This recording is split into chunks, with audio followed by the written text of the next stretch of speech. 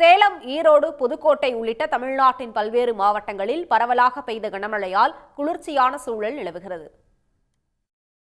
சேலம் மாவட்டம் சங்ககிரி நகர், வைகுந்தம், மகுடஞ்சாவடி, காவேரிப்பட்டி உள்ளிட்ட பல்வேறு பகுதிகளில் இடியுடன் கூடிய கனமழை பெய்தது.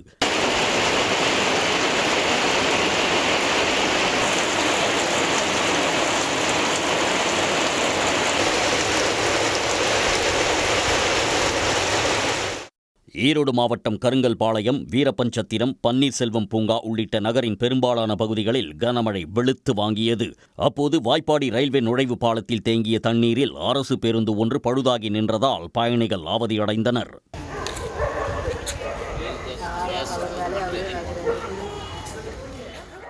பெரம்பலூர் மாவட்டத்தில் காலையில் இருந்து வெயில் சுட்டெரித்த நிலையில் மாலையில் திடீரென 1 மணி நேரத்திற்கு மேலாக மழை பெய்தது. இதனால் குளிர்ச்சியான சூழல் நிலவியதால் மக்கள் மகிழ்ச்சி அடைந்தனர்.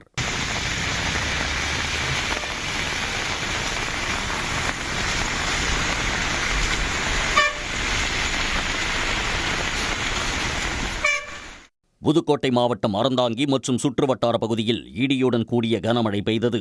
இதேபோல் உளுந்தூர்பேட்டையில் பெய்த கனமழையால் நரசிம்மர் கோயில் வளாகத்தில் குளம் போல் தண்ணீர் தேங்கியது.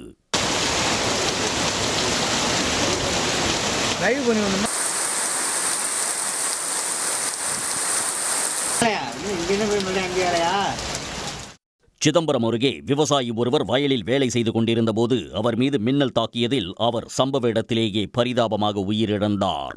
உடனுக்குடன் செய்திகளை தெரிந்து கொள்ள சன் நியூஸ் பெல் ஐகானை கிளிக் பண்ணுங்க.